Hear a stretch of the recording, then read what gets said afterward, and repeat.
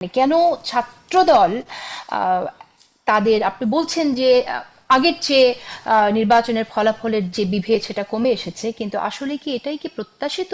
যদি না হয়ে থাকে তাহলে এখন আপনাদের রাজনৈতিক কৌশল কি হবে ছাত্রদলকে সামনে নতুন করে ছাত্রদলের আবেদন ছাত্রদের মাঝে তৈরি করার ক্ষেত্রে? যে দেখেন, গত 17 বছরে আমরা কিন্তু আন্দোলন সংগ্রাম বা ফ্যাসিবাদকে পতন এইসব বিষয়ে আমরা চিন্তা করেছি, এইসব বিষয়ে আমরা আলোচনা করেছি, এইসব বিষয়ে পরামর্শ দিয়েছি। কিন্তু 5ই আগস্টের পরে 7 মাসের মধ্যে একটা নির্বাচন হলো।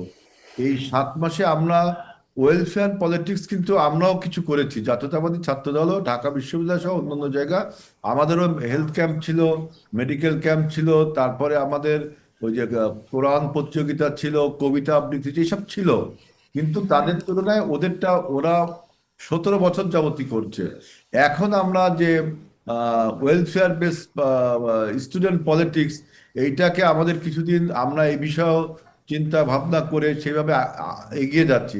কিন্তু আমার বক্তব্য যে ইন লং রান ভবিষ্যতে ওয়েলফেয়ার বেসড পলিটিক্স রাষ্ট্রকে বা প্রতিষ্ঠানকে নিষ্ক্রিয় করে দেয়। এইটা আমাদের একটা আলোচনা আছে, কিন্তু যেহেতু এখন যুগের চাহিদা, কামাল ভাই যেটা বললেন যে আমার সন্তান এখন কি ভাবছে, এইটা আমাকে প্রাধান্য দিতে হবে। এখন সন্তান যদি কোনো নেগেটিভ কিছু ভাবনা ভেবে থাকে, সেইটাকে সে পজিটিভ হিসেবে প্রকাশ করে, তার বিরুদ্ধে কিন্তু আমাদেরকেও কথা বলতে হবে।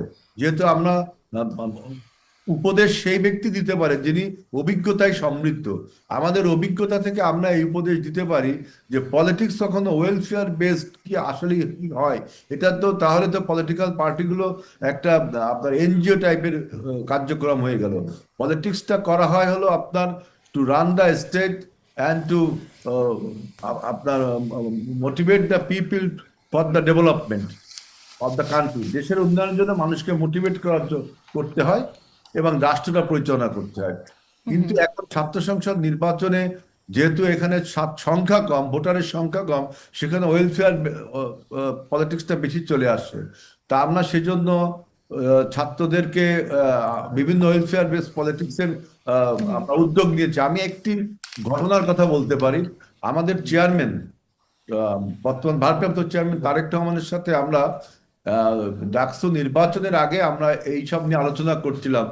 তখন আমাদের অনেকে বলেছিল ওই যে মাসুদ কামাল ভাই যেটা বলছে কোচিং সেন্টার, তারপরে আপনার কোচিং সেন্টার দিতে হবে, তারপরে গাইড বই বেরোতে হবে, ছাত্রদেরকে ফ্রি কোচিং দিতে হবে। আমাদের চেয়ারম্যান বলেছিল এখন বাবা পলিটিক্স করতে গেলে তাহলে আমাদেরকে পাঠশালা, স্কুল, কোচিং সেন্টার এগুলোও দিতে হবে, এগুলো তো রাষ্ট্র করে, এগুলো দিতে হবে আমাদের। উনি হাসতে হাসতে বলেছিল। আমরা বলেছিলাম যে গাইড বই বের করানোর কথা। তারপরে একটা ছাত্রনেতা বলেছিল, আমি বলিনি, একটা ছাত্রনেতা বলেছিল। তারপরে coaching centre, free coaching centre. তখন চেয়ারম্যান এই কথাটি বলেছিল যে পলিটিক্স করতে গেলে কি এখন আমার আপনার কোচিং সেন্টারও খুলতে হবে, গাইড বইও বের করতে হবে, তাহলে ওকে। পলিটিক্স সরকার কি করবে? সুতরাং এখন জাতীয়তাবাদী ছাত্র দলের কিন্তু আপনি দেখেন যে উন্নতি হচ্ছে, কারণ আমরা এখন ক্যাম্পাস ভিত্তিক কার্যক্রম চালাচ্ছি।